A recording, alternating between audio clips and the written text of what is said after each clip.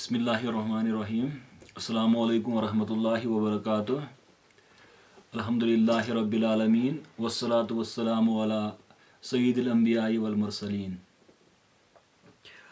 सीरतुर रसूल सल्लल्लाहु अलैहि वसल्लम के आज के इस हिस्से में हम पिछले अपने हिस्से को आगे बढ़ाते हुए, जब हमने पिछले पार्ट में बात की थी कि कैसे अकबा के मकाम पे वो जो बैत हुई थी, जहाँ अंसार मदीना से आने वाले लोग पहले मुसलमान हुए और फिर उन्होंने फैसला किया कि हम हुजूर सल्लल्लाहु अलैहि वसल्लम को अपने साथ ले जाएंगे। और उसके बाद वो एक माहौल बना, एक मतलब वो एक सिस्टमेटिक तरीके से चल रहा था कि अब हुजूर सल्लल्लाहु अलैहि वसल्लम और उनके असहाब को हिजरत करके मदीना जाना होगा। तो इसमें एक बात यह है कि ये कोई मतलब अचानक से नहीं हुआ, वो जिसको हम यहाँ स्टूमलस रेस्पॉन्स तरीके से समझते हैं कि कोई मतलब इस तरह की सिचुएशन, इस तरह के हालात वहाँ पे बने हो और फिर अचानक आप जैसा कि वो ओरिएंटलिस्ट्स वगैरह बात करते हैं कि आप अचानक भाग गए माज़अल्लाह रातों रात। तो ये मतलब अकबा के मकाम पे तो 2 साल से बैत हो रही थी, और उससे पहले 1 साल खजरज के लोग जो मुसलमान हो रहे थे, और उससे पहले हिजरत हबशा वहाँ पे हुई थी। तो जब वहाँ पे जुल्म हो रहा था, फिर उनको मतलब उनके दीनी मामलात जो थे उनमें मुदाखलत हो रही थी तो एक सिस्टमेटिक तरीके से बन रहा था। तो अब हुजूर सल्लल्लाहु अलैहि वसल्लम ने इसमें मतलब क्या किया कि वो पहले खुद हिजरत करने के लिए नहीं गए, यानी हुजूर सल्लल्लाहु अलैहि वसल्लम पहले मदीना नहीं गए, बल्कि उन्होंने ये किया कि पहले अपने असहाब को हिजरत करने के लिए कहा। तो इसमें मतलब बड़ी हिकमतें होंगी। हम जो समझ सकते हैं वो है कि उससे पहले जो हबशा गए थे वहाँ असहाब, जिस पे हमने बात की, अच्छा तो वहाँ पे क्या हुआ था कि मतलब जो कुरैश के बड़े बड़े लीडर्स थे, शायद उनको ये मतलब समझाने के लिए कि इससे पहले भी लोग बाहर गए हैं और अब ये भी जाएंगे, मतलब एक टेम्परेरी तरीके से बाहर जाएंगे। तो हुजूर का वहाँ पे आखिरी वक्त तक ठहरना, मतलब ये उनके लिए गारंटी थी कि मतलब ये कहीं नहीं जा रहे हैं, क्योंकि आप सबसे आखिर में आप उसके बाद वो ज़ुबैर इब्न अव्वाम रज़ी अल्लाह अन्हु वो आपके बाद गए, और हज़रत अबू बकर सिद्दीक़ और हज़रत अली आपके साथ रहे। तो ये नहीं कि मतलब अचानक से आप गए यहाँ, तो असहाब रसूल का एक मतलब काफिलों की सूरत में वो जा रहे थे। अच्छा, इस तरह एक बात जो मतलब ओरिएंटलिस्ट में बयान की है वो ये कि मतलब हुजूर सल्लल्लाहु अलैहि वसल्लम ये जो मक्का में माज़अल्लाह आप नाकाम हो रहे थे, तो हम नहीं समझते कि पैगंबर का असल काम है तबलीग करना। और मतलब मैंने जो पहले भी इस पे बात की कि जिन्होंने इस्लाम को बाद में बड़े मतलब उम्मत को एक बड़े मकाम पे पहुंचा, आप पहले के 4 खुलफा देखिए, वो सारे अस्साबिकून अव्वलून में थे, जो पहले मुसलमान हुए थे। तो ये तो मतलब वो कामयाबी उस पे तो कुरान ने बात की है। तो इसी तरह से ये नहीं कि आप डर गए और डर की वजह से वहाँ से भाग गए, बल्कि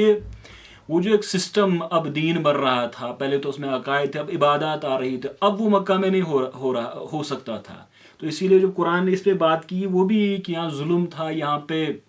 मतलब फितना था, फिर इसको प्रोसिक्यूट किया जा रहा था मुसलमानों को, इस वजह से वो तो इसमें बड़ी बातें मतलब हिजरत तो बजाते खुद एक बड़ा मौजू है, तो हमारा तो इसमें थोड़ा बहुत इसमें इंट्रोड्यूस करना था। अच्छा, अब इसमें एक और बात यह है कि मतलब कुरैश उनको तो ये नहीं था कि वो मतलब ये सोच रहे थे कि जान छूट जाएगी हमारी, ये लोग यहाँ से जाएंगे, तो उनने मतलब इंतहाई कोशिश की कि मुसलमान वहाँ से नहीं जाए। तो पहले उन्होंने सबॉटाज करने की कोशिश की, जो अंसार के साथ मुसलमानों की हुजूर सल्लल्लाहु अलैहि वसल्लम की बैत हुई थी, तो वो मतलब उनके खेमों में जा रहे थे और फिर उनसे वो दरियाफ्त कर रहे थे जो मदीना के लोग थे अंसार में, औस और खजरज से, कि आपने ऐसा क्यों किया हमारे खिलाफ ये बैत करके। तो क्योंकि उसमें अक्सरियत को इस बारे में कोई मालूम नहीं था, तो उन्होंने कहा हमें तो इस बारे में कोई मालूम नहीं है, मालूमात नहीं है। तो पहले उन्होंने यही सोचा कि शायद कोई झूठी अफवाह थी, बाद में उनको यकीन होगा कि नहीं ऐसा वाक़ा हुआ है। तो जो मैंने बात किया था कैसे साद बिन उबादा को वो गिरफ्तार करके लाए थे। अब इसमें एक बात यह है कि मतलब जो बड़े बड़े अभी वेस्टों में हिस्टोरियंस है, उनमें यूरी रूबिन वगैरह वगैरह जो इस पर बात करते हैं कि ये जो कहा मुसलमान कहते हैं कि मतलब हुजूर सल्लल्लाहु अलैहि वसल्लम पे वहाँ जुल्म हुआ, ज़्यादती हुई मुसलमानों के साथ, इस वजह से वो गए। वो ये कहते हैं कि एक ट्रीटी वहाँ पे हुई थी मुसलमानों, ये जो कुरैश के लोग थे और फिर ये जो मतलब मदीना के लोग थे, उनके बीच में ट्रीटी हो रही थी कि हम सेफ पैसेज देंगे इनको। तो ऐसी कोई बात नहीं थी कि वो मतलब एक आराम तरीके से मुसलमानों को जाने देने के लिए तैयार थे, बल्कि उन्होंने इंतहाई कोशिश की कि हर तरह से मतलब उसमें उन्होंने सुहैब इब्न सिनान को तो बिल्कुल रोक दिया, उनका माल उन्होंने हड़प कर लिया, और इसी तरह से वो حضرت عیاش، ان کو انہوں نے دھوکے سے واپس بلا لیا. تو انہوں نے ہر طرح کی کوشش کی. تو ایسا نہیں ہے کہ وہ مطلب مسلمانوں کو جانے دینے کے لیے تیار تھے. تو اب ہم اصل بات کی طرف آ رہے ہیں کہ مطلب ہجرت مطلب اصل میں کیسے ہوا. تو آپ یہ سمجھے کہ حضرت ابو سلمہ یہ سب سے پہلے ہجرت، اور یہ بیت عقبہ کے 1 سال پہلے یہ گئے تھے، یعنی کہ یہ اولین ان میں سے ہے جو مدینہ ہجرت کر کے گئے تھے. اور پھر ان کی جو مطلب یہ جو ان کی بیوی تھی بعد میں ام المومنین حضرت ام سلمہ رضی اللہ عنہا، تو وہ مطلب اصل میں ان کے ساتھ ایک معاملہ یہ ہوا کہ ان کو جانے نہیں دے رہے تھے قریش کے لوگ. تو بعد میں وہ چلی گئی. اچھا، اب اس کے بعد عامر ابن ربیعہ اور پھر ان کی جو بیوی تھی لیلہ بنت ابی لیلہ، ان کی جو وائف تھی حضرت اس کو عمر، اور عمر یا عامر ابن ربیعہ. تو یہ اولین دستہ تھا جو ہجرت کر کے گئے تھے. اب اس میں ایک مطلب بات جو سمجھنے والی ہے وہ یہ ہے کہ یہ نہیں کہ مطلب مسلمان بھاگ کے جا رہے تھے اور یہ کوئی پلانر طریقے سے نہیں ہو رہا ہے. اصل میں ہجرت کی بات یہ ہے کہ یہ بڑے ایک حکمت کے انداز سے، ایک حکیمانہ انداز سے اور ایک سسٹمیٹک طریقے سے ہجرت ہو رہی تھی. تو اب اس میں ایک گروپ تھا جو کہ انصار میں سے تھا، اور وہ کیا کام کر رہے تھے. ان میں سے آپ یہ سمجھے کہ دقوان ابن عبد قیس، پھر عقبہ ابن وہب، پھر العباس ابن عبادہ اور زیاد ابن لابد، یہ وہ لوگ تھے جو مدینہ سے مکہ آئے اور وہاں سے یہ مہاجرین کو اپنے ساتھ لے جا رہے تھے. یعنی کہ یہ ان کو پاس کرا رہے تھے کہ، اور یہ تو بات ہے کہ جب ان کو معلوم تھا یہ اس راستے سے آتے جاتے تھے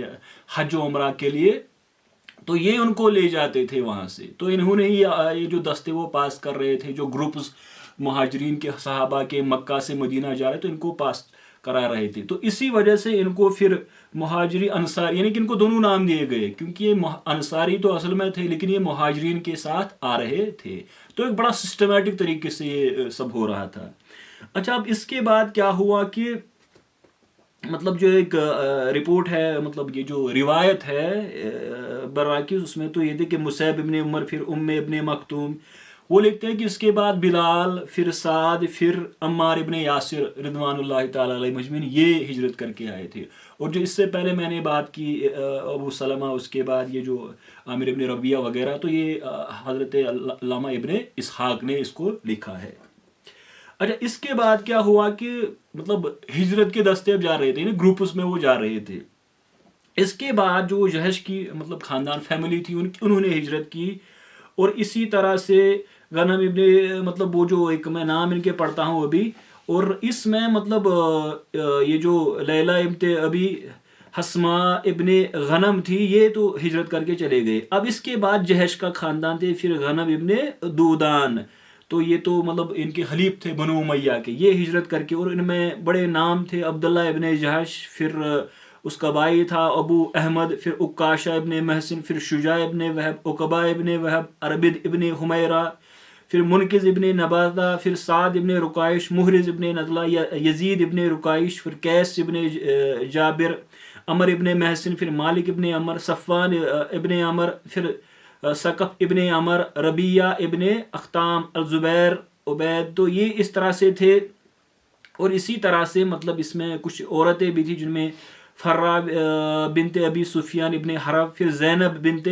جہش، اور اسی طرح سے ام حبیبہ بنت جہش جو حضرت عبد الرحمن بن عوف کی بیوی تھی، اور اسی طرح سے حمنہ بنت جہش. تو اسی طرح سے مطلب وہ زینب بنت جہش جو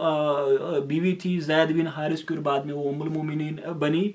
تو یہ وہ جو ایک اور دستہ ہے مطلب ہجرت کر کے، اس طرح سے وہ ایک خالی ہوتا جا رہا تھا مسلمانوں سے مکہ.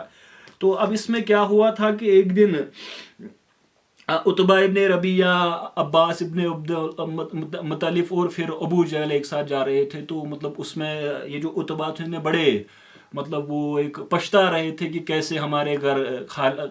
یہاں پہ، کیونکہ عصبیت کا بڑا ایک ماحول تھا وہاں پہ، وہ یہ کہہ رہے تھے کہ کیسے ہمارے گھر خالی ہو گئے، یعنی ایک ڈیزرٹڈ حالت میں ویران ہمارے گھر ہو گئے ہیں، کیسے یہ سب ہمارے. تو وہ پچھتا رہے تھے کہ یہاں پر کیا ہو گیا ہے، کیونکہ ایک بڑے پرومیننٹ لوگ وہاں سے جا رہے تھے، قابل ترین، پھر وہ مطلب مورلی بھی ان سے بہت اچھے تھے. تو اس پہ ابو جہل نے ان سے کہا تھا کہ یہ ہمارے مطلب یہ بھائی کے بیٹے نے، کیونکہ اب حضرت عباس تھے وہاں ان کے ساتھ، اور انہوں نے کہا کہ ہمارے بھائی کے بیٹے نے، حضور صلی اللہ علیہ وسلم نے یہ ہمارے ساتھ کیا۔ تو اب اس میں ایک اور بڑا امپارٹنٹ جو گروپ گیا، اس میں حضرت عمر ابن خطاب، اور انہوں نے یہ کیا تھا کہ عیاش ابن ابی ربیعہ اور ہشام ابن عاص، ان کو کہا کہ تنادد کے مقام پہ ہم کل سب ہم جمع ہوتے ہیں اور یہاں سے ہجرت کر کے جاتے ہیں۔ تو اس میں ہشام کو تو انہوں نے پہلے ہی پکڑ لیا قریش کے لوگوں نے، اور پھر عیاش ابن ابی ربیعہ کو انہوں نے بڑے مطلب وہ ایک سمجھا بجھا کر بعد میں ان کو دھوکہ دے کر وہ ابو جہل واپس لے کے آیا تھا۔ تو حضرت عمر ابن الخطاب کے بارے میں یہ آتا ہے کہ یہ ان میں سے تھے جو اعلانیہ مطلب یہاں سے چلے گئے،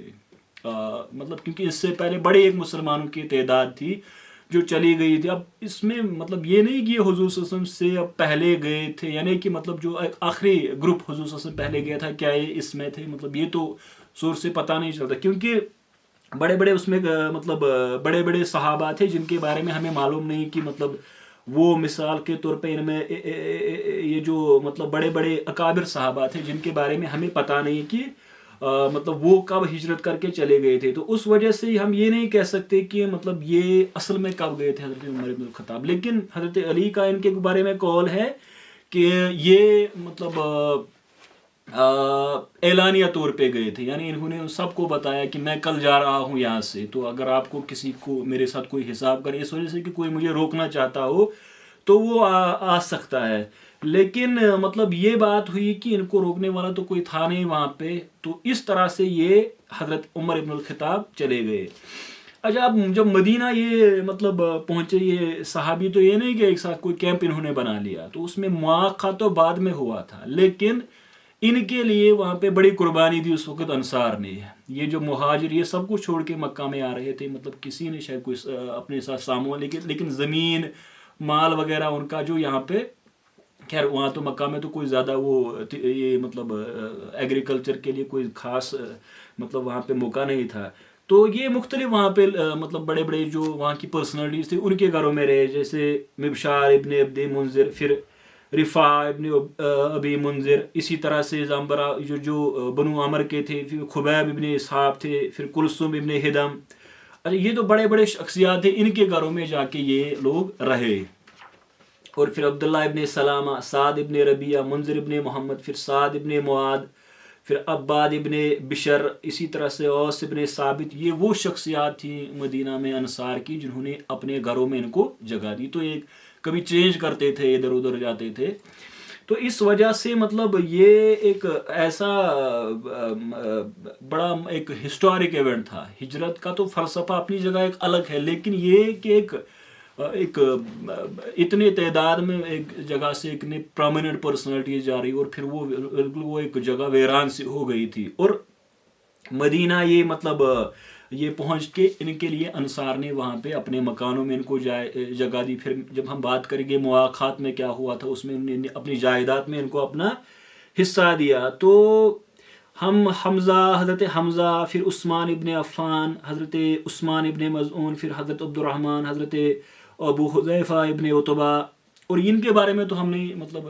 جانتے ہیں کہ یہ مطلب کب اس طرح سے یہاں پہ آ گئے تھے، تو وہ حبشہ سے بھی کچھ مدینہ واپس آئے تھے، تو اس میں مطلب بڑی ڈیٹیل سٹڈیز ہو گئی ہے، لیکن ابھی بھی اس میں بڑا جو کرنا ہے سٹڈی، اس میں جو ریسورس کے لیے بڑا سکوپ ہے۔ تو یہ ایک بڑا واقعہ تھا جو ہجرت کر کے گئے تھے۔ اب اس میں اصل بات یہ تھی کہ حضور صلی اللہ علیہ وسلم وہاں پہ تھے، اور یہ ان کے لیے گارنٹی تھی کہ یہ اب کبھی نہیں جا رہے، شاید یہ ٹیمپرلی جائیں گے، تو ان کے ساتھ حضرت ابوبکر صدیق اور پھر حضرت علی المرتضیٰ، اور وہاں پہ حضرت زبیر ابن العوام وہ وہاں پہ رہے تھے رضوان اللہ تعالیٰ علیہ۔ تو اس کے بعد ایک بڑا اہم واقعہ جب حضرت ابوبکر صدیق کے گھر جا کے حضور صلی اللہ علیہ وسلم نے کہا کہ مجھے اجازت مل گئی، اب ہمیں ہجرت کر کے جانا ہے، تو نیکسٹ پارٹ میں ہم اس پہ بات کریں گے کہ حضور صلی اللہ علیہ وسلم پہ جو پھر جب ایک آخری موقع تھا قریش کے لیے، کیونکہ وہ سمجھ گئے تھے کہ مدینہ پہنچ کے ایک طاقت بننے والے ہیں، یہ جب انصار کے ساتھ مل جائیں گے تو ہماری جو وہ فوڈ سپلائی تجارت کی جو ہماری مطلب وہ ایک راستہ جاتا ہے تجارت یا خوراک کے لیے، وہ بند ہوگا ہمارے لیے، تو بڑا وہ سمجھ رہے، تو انہوں نے پھر دارالندوہ وغیرہ میں میٹنگ بلائی تھی، اس پہ ہم اگلے پارٹ میں بات کریں گے۔ آج ہم اسی پہ اس کو کنکلوڈ کرتے ہیں۔ وآخر دعوانا الحمدللہ رب العالمین، والسلام علیکم ورحمۃ اللہ.